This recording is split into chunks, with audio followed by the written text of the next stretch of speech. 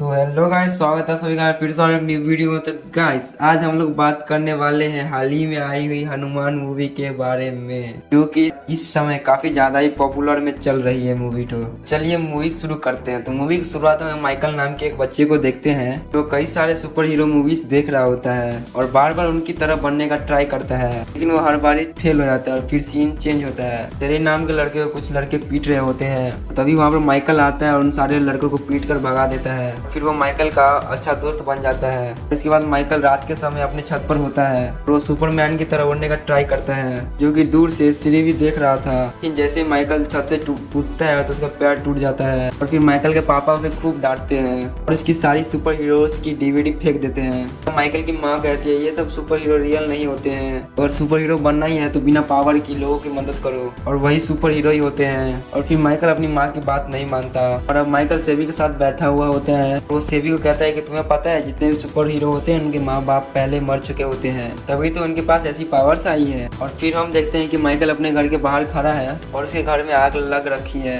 अंदर उसके mummy papa उस आग में जलकर मारे जाते हैं। और अब हम कुछ साल के बाद का सीन देखते हैं। यहाँ पर कुछ लुटेरे एटीएम से पैसे लूट कर भाग रहे थे, तभी वहाँ पर एक सुपर हीरो आता है और इन सबको पीटने लगता है। फिर गुंडे उसके डर से चुपचाप पैसे लौटा देते हैं। तब हमें जाने दो, मगर उसके बाद भी सुपर हीरो उन सबको जान से मार देता है। और फिर उस समय वहाँ पर पुलिस आ जाती है और जिसके बाद ये सुपर हीरो उन पर कुछ बैच फेंकता है और वो लोग फ्रीज हो जाते हैं। ये सुपर हीरो जिसके बाद वहाँ पर चुपचाप सारे पैसे रखकर निकल जाता है। फिर हम न्यूज में देखते हैं कि सुपर हीरो का नाम हर जगह काफी ज्यादा फेमस हो रहा है, क्योंकि ये इससे पहले कई बार कई चोरियां बचा चुका था। और जिसके बाद हम किसी एक साइंटिस्ट को देखते हैं जो किसी गैस की रिसर्च एक चूहे पर कर रहा था। तभी वहाँ पर सुपर हीरो आता है तो और फिर हमें पता चलता है कि वो सुपर हीरो कोई और नहीं माइकल है। साइंटिस्ट वही है जो माइकल को सुपर हीरो बनाने में लगा हुआ है। फिर वो माइकल देखता है कि वो चूहा तो गैस के मारे फट गया। फिर वो कहता है कि यह गैस ज्यादा मात्रा में यूज करोगे तो सामने वाला मर सकता है, यानी कि ये वही फ्रीज करने वाली गैस है। उसके बाद माइकल कहता है कि इस गैस का डोज और बढ़ा दो।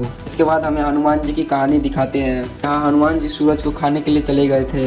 इंद्रदेव के प्रहार से हनुमान जी की खून की एक बूंद समुद्र में चली गई थी, कि आज तक उसी जगह मौजूद है। जिसके बाद हम अंधराजिरी नाम की एक जगह को देखते हैं, जहाँ पर एक बंदर आम खा रहा होता है। उसे एक लड़का एक भी आम खाने नहीं देता है। ये लड़का कोई और नहीं बल्कि इस मूवी का हीरो हनुमान है। और हनुमंतु का आज तक कभी एक भी निशाना चूका नहीं था। और जब वो बच्चों को आम खिला रहा होता है, तभी एक आदमी आकर बताता है कि तुम्हारे दोस्तों को कोई एक आदमी पीट रहा है। फिर वो हनुमान उसको बचाने के लिए आता है, मगर वो सभी गुंडे उल्टा उसी को पीट देते हैं। और जिसको देखकर काशी उसी का मजाक बनाता है। इसके बाद उसका दोस्त कहता है कि अगर पीटना ही था तो आया क्यों। लेकिन फिर हनुमान कहता है कि पीटने के बाद भी मैं तेरा फायदा करवा दिया हूँ। और फिर वो उस गुंडे की सोने की चेन दे देता है जो उसने अभी अभी चुराई थी। अक्सर में हनुमान चोरी करने में भी काफी माहिर है। और तब काशी हनुमंतु को बताता है कि अब काशी अपनी पढ़ाई कंप्लीट करके वापस आ गई है। और फिर हनुमंतु उसी को देखने के लिए चला जाता है। और इसके बाद हमें इन दोनों की कहानी पता चलती है, जहाँ हनुमंतु बचपन से ही मीनाक्षी से प्यार करता है और हर बार वो मीनाक्षी को किसी न किसी तरीके से बचाता रहता है,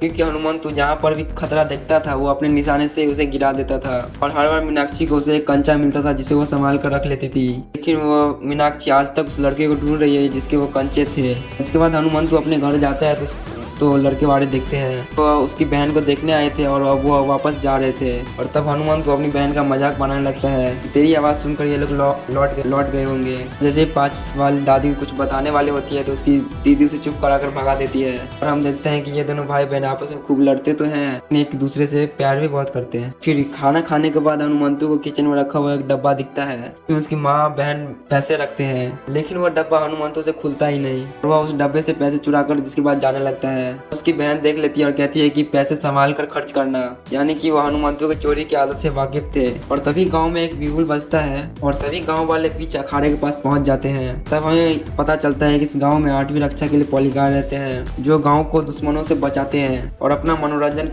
करने के लिए वो लोग कुश्ती लड़ते हैं। जो भी उसे चैलेंज करता है वो उसे जान से मार देते हैं। और यहाँ के पॉलीगार्ड सबसे बड़ा गजपति है, जिससे सब लोग डरते हैं। जैसे वो गजपति चुनौती देने वाले आदमी को मारने वाला होता है, तभी मीनाक्षी आकर रोक देती है। फिर वह गजपति को ही भला बुरा सुनाने लगती है। तब माइक आदमी कहता है कि पॉलीगार्ड हमें दुश्मनों से बचाते हैं, इसलिए कोई उसे कुछ नहीं कह सकता। मीनाक्षी कहती है कौन सा डाकू हम पर हमला कर रहे हैं, हमें कोई पॉलीगार्ड की जरूरत नहीं है। और फिर सब लोग इसी बारे में सोचने लगते हैं। तभी गजपति कहता है कि जैसा चल रहा है चलने दो, लेकिन तभी मीनाक्षी कहती है नहीं, हमारे हमारे गांव में पॉलीगार नहीं बल्कि एक अच्छा नेता होना चाहिए। और जिसके बाद सब लोग वहां से चले जाते हैं और फिर गजापति अपने आदमी से कहकर गांव में दहशत फैलाने के लिए कह देता है। फिर वो लोग जिसे चाहे उसे मारकर लूट लेते हैं क्योंकि इनके खिलाफ कोई भी आवाज ना उठाए। इसके बाद हम बाबा को देखते हैं जो कि सीधा नीलांतरी गांव में ही आते हैं और ये कौन है इसका हमें आगे पता चलेगा। और फिर रात के समय जब मीनाक्षी अपने गांव से दूसरे गांव जा रही थी और तब हनुमंत भी उसी के साथ था और वो उसके लिए पायल लाया था। और फिर हनुमंत चुपके से मीनाक्षी के पाँव में पायल पहनाता है और तभी मीनाक्षी की सहेली हनुमंतु को देख लेती है और उसे चोट चोट चिल्लाकर बस से उतरा देती है। उसके बाद हनुमंतु का दिल टूट जाता है और वो बीच जंगल में उदास होकर चला जाता है। और थोड़ा आगे जाते ही बस पर जंगल के डाकू हमला कर देते हैं और फिर सभी लोग अपनी जान बचाकर भागने लगते हैं। और फिर मीनाक्षी के पीछे भी कुछ डाकू पड़ चुके थे।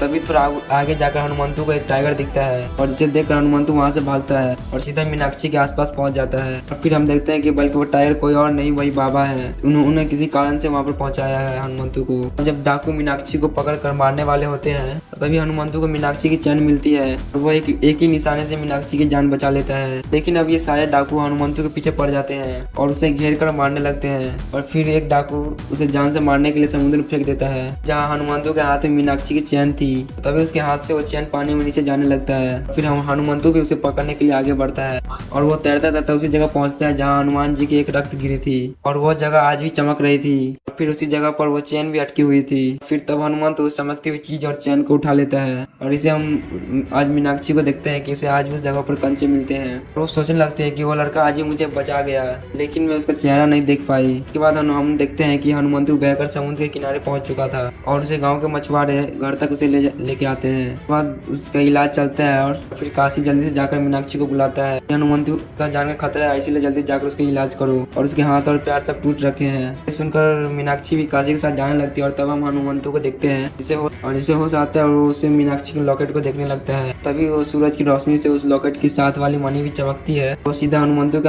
आंखों में चली जाती है वो लाइट जो उसका आंखों का रंग भी चेंज हो जाता है और जो हनुमंतु उठ भी नहीं पा रहा था वो बिना किसी दिक्कत के साथ उठ जाता है। तो देखता है कि उसकी बॉडी में जितने भी घाव थे सब अपने आप हट चुके हैं। जब मीनाक्षी वहाँ पर आती है तो कोटा काशी को उसे ऐसे देख कर कोटा काशी को चाटा मारकर निकल जाती है। ये ऐसा मजाक मुझे पसंद नहीं है। इस बाद वही अब गजापति के गुंडे जिसके बाद स्कूल का टिफिन खा रहे थे तो मीनाक्षी से रोकती है और उसे उल्टा उसी से बदतमीजी करने लगते हैं जिससे वो गुस्सा होकर अपने दादाजी के पास लास्ट में चली जाती है। तभी वहाँ पर हनुमंतु आता है मीनाक्षी की चैन लेकर। वो सच बताने आया था कि उसे उस दिन डाकू से ही हनुमंतु नहीं बचाया है। मीनाक्षी भी उसके प्यार में पड़ जाए तभी उसकी ये चैन गुंडे छीन लेते हैं। कह देते हैं कि चल एक गेम खेलते हैं, तूने आंख बंद करके मुझे पकड़ लिया तो ये चैन तेरी हो जाएगी। ये सब तभी हनुमंतु की आंख में पट्टी बांधते हैं और उसे मारने लगते हैं। हनुमंतु को एक भी बार का असर नहीं होता, उल्टा हनुमंतु ही उससे हवा में उड़ाकर पीटने लगता है। और फिर वो अपनी चैन लेकर मीनाक्षी के पास आता है। मीनाक्षी कहती है कि इन्हें किसने मारा।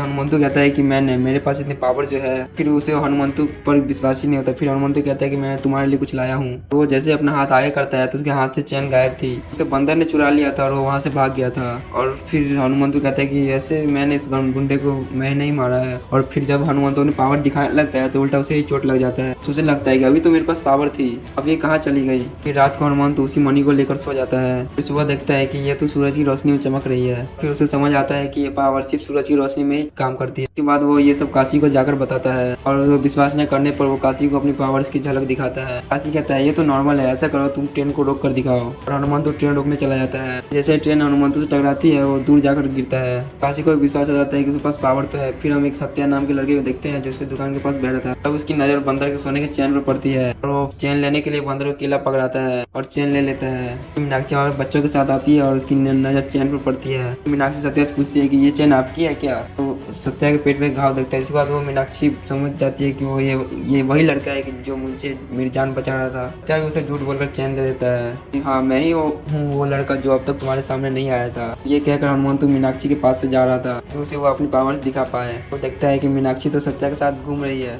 हनुमंतु पूछता है कि इसके साथ क्या कर रही हो। मीनाक्षी बताते हैं कि अब तक मैं किसी को ढूंढ रही थी, ये मुझे हर बार परेशानी से बचाता था। फिर हनुमंतु कहता है कि अगर ऐसे है तो फिर निशान लगाना तो आता ही होगा ना। फिर वो सत्या को गुलेल चलाने के लिए कहता है। फिर सत्या जैसे गुलेल चलाता है वहाँ वो पत्थर है, वहाँ पर एक बैठे हुए आदमी को लगता है आदमी जहर पी रहा था। तब वो लोग उसके पास जाते हैं और उससे पूछते हैं कि यहाँ पर हुआ क्या। फिर वो बताते हैं कि गजापति ने उन सबका गिरना हराम कर रखा है, तो यहाँ पर जिंदा रहने का यहाँ पर कोई फायदा नहीं है। ये सुनते ही सीधा हनुमंतु और तू गजापति के पास जाकर उसे कुश्ती के लिए चैलेंज कर देता है। फिर वहाँ काशी भी सत्या के मुंह से सच निकलवा देता है। वो ये लड़का नहीं है जो अब तक मीनाक्षी की जान बचा रहा था, उसे तो बस ये चैन पड़ी हुई मिली थी। बात कुश्ती शुरू होती है और जैसे ही हनुमंतु उस मणि से पावर लेने लगता है, देखता है सूरज तो बादल के पीछे छुप चुका है, यानी अब उसके पास कोई पावर नहीं है। तो वह हनुमंतु उससे बचने की कोशिश करता है, लेकिन गजापति तभी उसे पकड़कर उसके हाथ पांव तोड़ देता है। और वहाँ उसकी अम्मा भी ये सब देख कर रोने लगती है। फिर सारे गाँव वाले भी उदास होकर वहाँ से जाने लगते हैं। तभी एकदम से सारे बादल हटते हैं और हनुमंतु के पावर लौट आती है। इससे वो गजापति को पूरी तरह से पीटता है और उसकी कमर तोड़ देता है और फिर वो लाइन से सारे गुंडों को मारता है। और ये सीन देखने में काफी बेहतरीन था।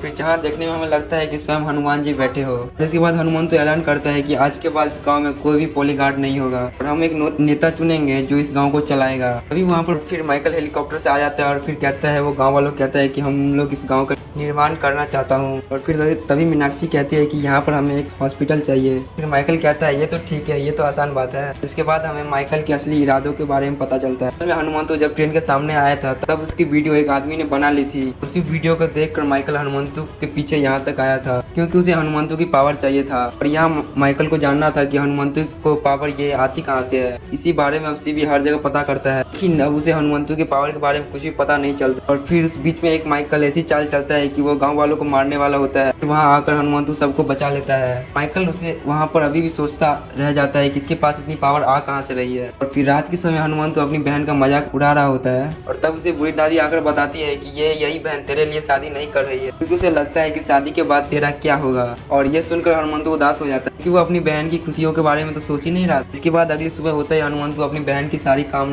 निपटाने लगता है और उसे जरा भी काम करने के लिए नहीं देता। और फिर साथ ही उसे वो उस लड़के को बुला लेता है जिससे उसकी बहन प्यार तो करती थी मगर शादी नहीं कर रही थी। फिर तब हनुमंतु इन दोनों की शादी तय करवा देता है। अपनी बहन से कहता है कि अब तुम जाकर अच्छे से रहो, मैं जिम्मेदार जो हो गया हूँ। फिर हम गजापति को देखते हैं जिसकी कमर टूटी पड़ी थी और उस पर किसी भी दवा का कोई असर नहीं हो रहा था। और फिर यहाँ गांव में पहली बार चुनाव की तैयारी होती है और उसमें नेता के रूप में मीनाक्षी के दादाजी को ये लोग खड़ा करते हैं। तभी हनुमंतु को गांव में कुछ अजीब सा लगता है और वो फिर जाकर जब चेक करता है तब वहाँ उसे माइकल बेहोश करके उठवा लेता है। तब सीवी हनुमंतु से बार बार पूछता है कि तेरे पास ये पावर कहाँ से आती है। और हनुमंतु बातें घुमाने लगता है। तभी माइक की नजर उस मणि पर पड़ती है और वो समझ जाता है कि यही उसकी पावर का सोर्स है। तब सूरज की रोशनी मणि पर पड़ती है और हनुमंतु में पावर आ जाती है। उसके बाद वो खुद को छुड़ा कर वहाँ से भाग जाता है। तो हम देखते हैं गजापति ने मीनाक्षी को मारने के लिए गुंडे भेजे हैं कि उसी के कारण उसका ये हाल हुआ था। तब वो हनुमंतु वहाँ आकर सभी गुंडों को पीट देता है। फिर एक दूसरे के क्लोज भी आ जाते हैं। फिर इसके बाद गजापति के पास जाता है हनुमंतु और उसकी कमर सही करके कहता है कि आज के बाद मीनाक्षी पर एक भी आंच नहीं आनी चाहिए, तुझे मैं अब नेता बनाऊंगा ताकि तू पावर में रहे और शांत रहे। तो उसी तरफ देखते हैं सीवी माइकल के इरादों के बारे में जान जाता है। माइकल इस पावर के जरिए पूरी दुनिया पर कब्जा करना चाहता था। फिर वो माइकल को ऐसा करने से रोकने लगता है। फिर वो कहता है कि मैं पूरी गांव को मरवा दूंगा ताकि उसे मनी हासिल हो जाए। तब माइकल सीवी को मारने के लिए कमरे में बंद करके जहरीली गैस छोड़ देता है। हम यहाँ हनुमंतु को देखते हैं जो माइकल के इरादे जान चुका था कि वह यहाँ पर क्या करने आया है। तभी हनुमंतु पर माइकल के लोग हमला कर देते हैं और फिर उससे वो मनी भी ले लेते हैं। लेकिन उसी समय दूसरी साइड से हनुमंतु आता है और फिर यहाँ पर जम की फाइट होने लगती है। हनुमंतु पर रात में किसी भी गोली का भी असर नहीं हो रहा था। उल्टा उन सबको पीट कर मनी वापस ले लेता है। फिर हम देखते हैं कि ये हनुमंतु नहीं, ये वही बाबा है। हनुमंतु तो अब आता है जो वहाँ पर बेहोश हो रखा था। तब वो बाबा भी उसे उसकी मनी दे देते हैं और ये तुम्हारी मनी है। जब उसकी बहन की शादी का दिन आता है और फिर शादी में ही माइकल अपनी गैंग को लेके आ जाता है वो मनी लेने के लिए। तब हनुमंतु शादी में कोई दिक्कत ना आए इसलिए चुपचाप मनी को दे देता है। तो वो सूरज के सामने रखता है और उसकी आंखें फूट जाती है। तभी हनुमंतु कहता है अभी ये तो ग्लास था, मनी तो मेरे पास है। पीछे से माइकल के आदमी हनुमंतु को करंट लगा देते हैं। बचाने के लिए अंजम्मा आ जाती है और उसे नारियल से ही सबको मारने लगती है। हनुमंतु सूरज को दिखाकर पावर लेने लगता है। तभी माइकल उस पर गोली चला देता है और मनी की पावर से वो गोली हनुमंतु के आर पार जाकर उसकी बहन को लग जाता है और वो वहीं पर मारी जाती है। तो माइकल और उसके आदमी वहाँ से भाग जाते हैं और पूरा गाँव उसके पीछे था। हनुमंतु को उस मनी पर काफी गुस्सा आता है कि आज ये मनी मेरे पास नहीं होती तो मेरी बहन जिंदा होती। फिर वो गुस्से में उस मनी को फेंक देता है, जबकि देखते हैं माइकल का आदमी देख लेता है। फिर हम देखते हैं कि माइकल वापस अपनी गैंग के साथ उस मनी को लेने के लिए आया है। तो पूरे गांव पर एक जहरीली गैस छोड़ देता है जिससे पूरा गांव भी फ्रीज हो जाता है। फिर उसी समय हनुमंतु के पास वही बाबा आते हैं। फिर हमें पता चलता है कि ये और कोई नहीं बल्कि त्रेता युग से विभीषण है। इस साथ चिरंजीवी में आते हैं और वो मनी के पावर के बारे में हनुमंतु को बताते हैं। ये मनी अगर उन दानवों के हाथ लग गई ना तो पूरी दुनिया तबाह हो सकती है। फिर ये सब जानकर हनुमंतु के होश उड़ जाते हैं, ये कैसे संभव है। और फिर बाबा बताते हैं कि अब दुनिया पर इससे भी बड़ा संकट आने वाला है, इसलिए तुम्हें तैयार किया जा रहा था। फिर हमें पता चलता है कि हनुमंतु का साथ तो खुद हनुमान जी दे रहे हैं, इसलिए बार बार वो मनी हनुमंतु को मिल रही थी। और अब वो ये सब जानकर हनुमंतु अपने गाँव को बचाने के लिए चल देता है।